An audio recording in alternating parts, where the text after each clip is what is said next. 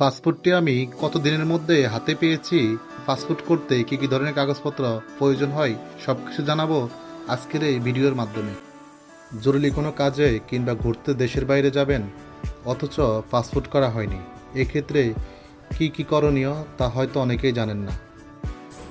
এ ধরনের সমস্যায় কম বেশি অনেকেই পড়েন, তাই চলুন জেনে নিই পাসপোর্ট করতে কি কি লাগে।